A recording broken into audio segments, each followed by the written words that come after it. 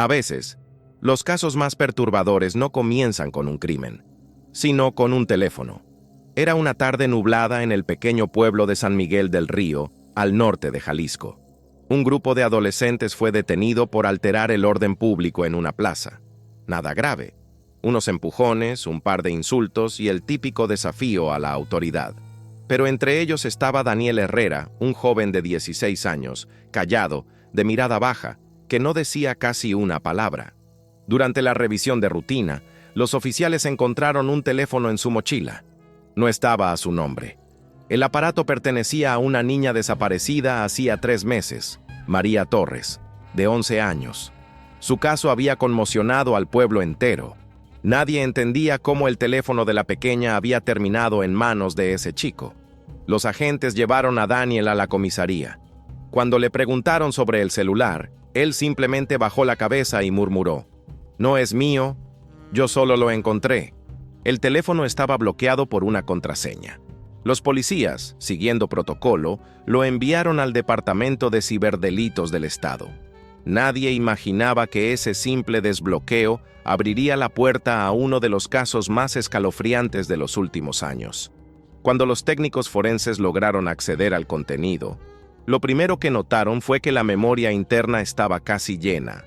Había decenas de videos. Algunos parecían grabaciones domésticas, otros no tanto. Los nombres de los archivos estaban codificados con números y fechas, pero uno de ellos destacaba, el más reciente, grabado apenas 2 días antes de la detención de Daniel. El archivo se llamaba María Último Día MP4. El agente a cargo, un hombre experimentado en casos de abuso infantil, dudó unos segundos antes de reproducirlo. Sabía que algo no estaba bien, y tenía razón. En la pantalla se veía una habitación mal iluminada. El enfoque temblaba, como si la cámara estuviera sostenida por alguien nervioso. Se escuchaba una respiración entrecortada y, de fondo, la voz de una niña. Una voz que todos reconocieron de inmediato. María. Estaba llorando. El silencio en la sala de análisis fue absoluto. Nadie hablaba. Solo el sonido del video, de fondo, se volvía cada vez más perturbador. En ese momento, los investigadores entendieron que ese teléfono no era solo una prueba, era una ventana al horror. El primer video duraba menos de 2 minutos, pero bastó ese corto fragmento para cambiarlo todo. María estaba sentada en el suelo, en una habitación pequeña, sin ventanas visibles. Llevaba la misma ropa con la que su madre la había visto por última vez, una blusa rosada con un pequeño dibujo de mariposa. Sus manos estaban atadas con una cuerda fina, y frente a ella, una cámara encendida. Nadie hablaba detrás del lente. Solo se escuchaba el zumbido del ventilador y el sonido de su llanto. Ella decía algo, entre sollozos, apenas audible. «Por favor, quiero irme a casa». El agente que observaba el video apartó la vista. Había visto cosas terribles en su carrera, pero nunca algo tan íntimo, tan real. Cuando pasaron al siguiente archivo, el ambiente en la sala se volvió aún más pesado. El segundo video mostraba el mismo cuarto, pero vacío. Solo quedaban las sogas, el ventilador y en la pared, una sombra. Una silueta borrosa que se movía, como si alguien hubiera pasado frente a la cámara. No se veía el rostro, pero su altura, su complexión y su ropa coincidían con alguien, Daniel. El silencio fue absoluto. Los técnicos se miraron entre sí. Uno de ellos, con voz insegura, dijo: «No puede ser él, esto parece más viejo». Tenía razón. La fecha del video no coincidía con la desaparición de la niña. Era de hace 1 año, mucho antes de que María desapareciera. Ruido de teclado, ambiente de laboratorio forense. Al revisar los metadatos, descubrieron algo aún más inquietante. Los videos provenían de distintos teléfonos. Alguien los había transferido y renombrado. No era un solo crimen, era una colección. El capitán Mendoza, jefe de la unidad, respiró hondo y ordenó: «Encuentren quién grabó esto y de dónde viene cada archivo». Mientras tanto, Daniel seguía detenido. No decía una palabra, apenas comía. Solo pedía una cosa, una y otra vez. No me quiten el teléfono, por favor. Los agentes decidieron interrogarlo nuevamente con un psicólogo presente. Daniel parecía confundido, como si no entendiera lo que estaba pasando. Cuando le preguntaron por los videos, su respuesta dejó helados a todos. No son míos. Él me los mandaba. ¿Quién, Daniel? ¿Quién te los mandaba? El chico tembló, bajó la cabeza y susurró. El hombre del espejo. El psicólogo pensó que se trataba de una alucinación o de una forma de evadir responsabilidad, pero los investigadores sabían que en los últimos meses, otras desapariciones similares habían ocurrido en pueblos cercanos. Niñas entre 9 y 12 años, sin rastros, sin testigos, y en todos los casos un detalle coincidía. La última conexión de sus teléfonos fue con el mismo número desconocido, el mismo número que aparecía en el dispositivo de Daniel. Los agentes decidieron rastrear la señal. La ubicación los llevó a las afueras del pueblo, a una casa abandonada, sin electricidad, ni agua, ni moradores. Una propiedad vieja que, según los registros, había sido vendida a nombre de un hombre que había muerto hace más de 20 años. Y en su acta de defunción figuraba el mismo apellido de Daniel. Eran casi las 3 de la mañana cuando la patrulla se detuvo frente a la vieja casa. El aire olía a humedad y óxido. Las paredes estaban cubiertas de moho y el portón, medio caído, rechinaba con cada ráfaga de viento. Los agentes encendieron sus linternas. El reflejo de la luz se perdía entre los escombros y las telarañas. El capitán Mendoza levantó la cinta policial y murmuró: «Si ese número viene de aquí, no me gusta lo que vamos a encontrar». Empujaron la puerta principal. El chirrido metálico resonó como un grito dentro de la oscuridad. El aire era denso, pesado. Parecía que nadie había respirado allí en años. Al entrar, encontraron un salón cubierto de polvo. En el suelo, huellas frescas. Y sobre una mesa vieja, un teléfono igual al de Daniel, encendido, vibrando, sin señal de red, pero con una notificación en la pantalla. Nuevo video recibido. El oficial Ramírez tembló al tocar el aparato. «No tiene chip, jefe. ¿Cómo demonios llegó esto?» Mendoza no respondió. Solo indicó que grabaran todo.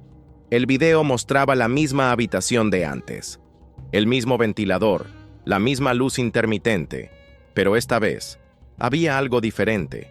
La cámara estaba enfocada en una figura, un cuerpo envuelto en una sábana. A un costado, una sombra se movía, respirando. La voz del camarógrafo era distorsionada, como si viniera desde un túnel, y decía: «Uno más para la colección». De pronto la pantalla se apagó, y al fondo de la casa se escuchó un ruido seco, un golpe. Los agentes apuntaron sus linternas. Una puerta entreabierta. Detrás, un pasillo que descendía hacia un sótano. El olor cambió. Era una mezcla entre humedad, metal y algo que nadie quería nombrar.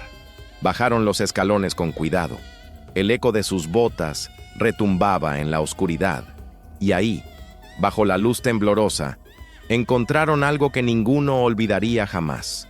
Mesas metálicas, cámaras antiguas, cables, grabadoras, ropa infantil, y en una pared, con pintura roja, una frase escrita a mano: «Mírame», y ella vuelve. El silencio se hizo insoportable.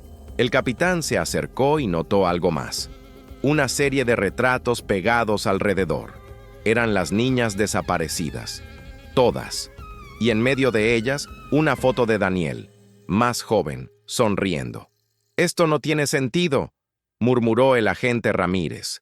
Pero antes de que pudiera decir más, el teléfono que habían traído comenzó a sonar. Una llamada entrante. Número desconocido. El capitán, con la mano temblorosa, contestó. Del otro lado, solo se oía una respiración pesada. Luego, una voz baja, infantil. «No debieron venir». El teléfono cayó al suelo. En ese momento, todas las luces se apagaron. Y por un instante, uno muy breve, una figura se movió entre ellos, pasando frente a las linternas apagadas. Alta, delgada, con el rostro cubierto por una máscara blanca. Cuando los generadores volvieron a encenderse, el teléfono había desaparecido. Y en la pared, justo donde antes estaba la frase roja, ahora se leía algo nuevo. Ahora te estoy mirando a ti, Daniel. El capitán Mendoza no había dormido en 2 noches. Las imágenes del sótano le daban vueltas en la cabeza.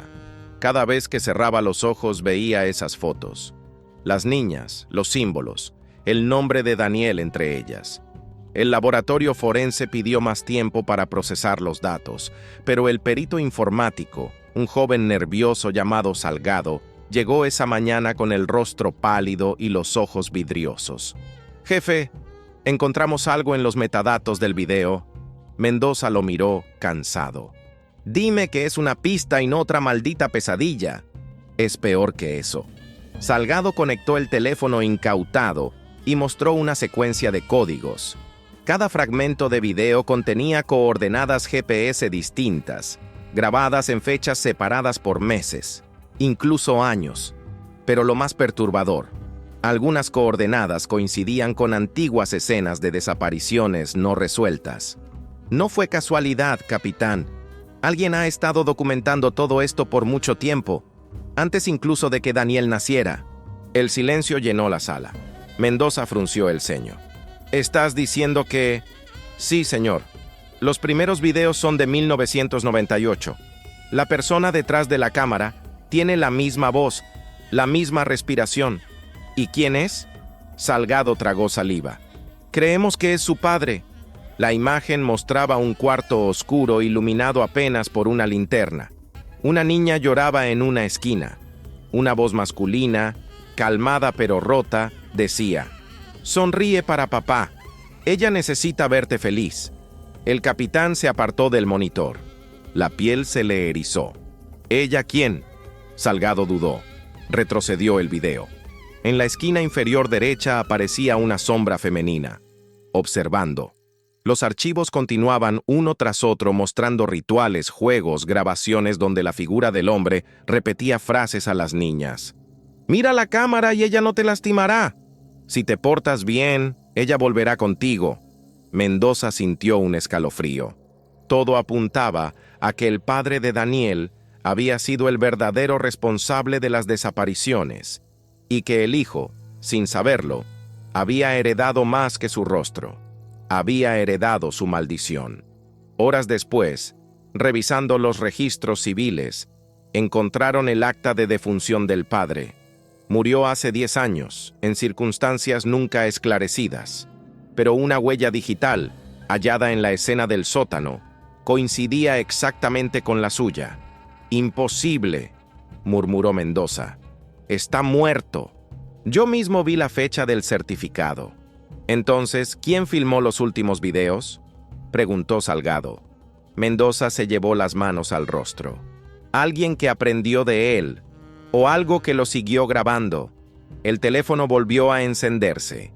En la pantalla apareció un archivo. «Para ti, capitán». Lo abrieron. El video mostraba la oficina donde estaban en ese preciso momento. La cámara temblaba, como si alguien los estuviera filmando desde la ventana. Y al final del clip, una voz distorsionada susurró: «Deja que el niño termine lo que empezó». El teléfono explotó en ruido blanco. Las luces se apagaron, y cuando el sistema se reinició, la computadora mostraba una última coordenada, un lugar que ninguno quería volver a pisar. El número 27 de la calle del Fresno, la casa. Mendoza sabía que esa sería la última visita, pero también sabía que si no regresaban ahí, nunca descubrirían qué había realmente detrás de esa cámara, ni qué papel jugaba Daniel en todo esto. Voz grave, con eco leve. «Los monstruos no nacen, se graban». La noche cayó sobre la calle del Fresno como una manta pesada. El aire olía a tierra mojada, a óxido y a algo más. Un rastro familiar, casi imperceptible, pero suficiente para helarle la sangre al capitán Mendoza. Frente a la casa número 27, 3 agentes esperaban en silencio. El viento movía las cortinas rotas del segundo piso. Parecía que el lugar respiraba. «Entramos, pero no nos separamos», dijo Mendoza con voz baja. Y si escuchan algo, no respondan. El interior estaba igual que la última vez. Polvo, humedad y ese olor, una mezcla entre hierro y recuerdos podridos. El teléfono confiscado, ahora apagado, estaba en una bolsa de evidencia, pero aún así, una luz roja parpadeaba desde su interior, como si alguien o algo siguiera grabando. Salgado revisó el dispositivo. No puede ser, no tiene batería. Mendoza lo miró sin decir palabra. Sabía que esa noche no obedecía ninguna lógica. Avanzaron hacia el sótano. Las paredes estaban marcadas con símbolos hechos a mano, círculos, números, nombres de niñas escritos en tinta seca. Y en el centro del cuarto, la vieja cámara de video, encendida, grabando. ¿Quién la prendió? Nadie respondió. La pantalla mostraba una imagen borrosa, pero en el fondo se distinguía algo moviéndose. Una figura encorvada, respirando con dificultad. Mendoza apuntó con su linterna. Nada, solo sombras. Pero el monitor seguía mostrando movimiento. Salgado retrocedió un paso. «Capitán, mire esto». En una de las paredes, una frase escrita con algo oscuro, casi seco. Ella nunca se fue. Entonces, desde el rincón más profundo, algo cayó al suelo. Un cuaderno viejo, cubierto de polvo. En la portada, el mismo nombre. Daniel M. Mendoza lo abrió con cuidado. Adentro había dibujos de una niña sin rostro, repitiéndose página tras página, siempre con una cámara frente a ella. Y al final, una última anotación, temblorosa, casi ilegible. «Papá dice que si sigo grabando, ella volverá». El capitán se quedó en silencio. Su respiración se mezclaba con el eco del sótano. «¿Dónde está Daniel?», preguntó uno de los agentes. Pero antes de que alguien respondiera, la cámara cambió sola de ángulo y lo mostró. Daniel, de pie, detrás de ellos, sosteniendo un celular encendido, grabando. «Capitán, él no está respirando». El joven tenía los ojos abiertos, vidriosos, una sonrisa leve, pero vacía, y en la pantalla de su teléfono, el reflejo mostraba algo imposible. Una mujer detrás de él, una niña. Ambos miraban directamente al lente. Mendoza dio un paso atrás, el corazón en la garganta. El ambiente se volvió helado, y entonces, Daniel habló con una voz que no era suya. «Ella no quiere irse, capitán. Solo quiere seguir grabando». Las luces parpadearon. Un grito ahogado. Luego, silencio total. Horas después, una unidad de refuerzo encontró la casa vacía. No había señales del capitán, ni de sus hombres, ni del adolescente. Solo la cámara, en el suelo, aún encendida, grabando la habitación vacía. El último registro del dispositivo mostraba una figura acercándose al lente. Una mano envejecida, con uñas largas, tocando la cámara. Y una voz femenina, apenas audible, susurrando. «Ahora tú, sigue grabando».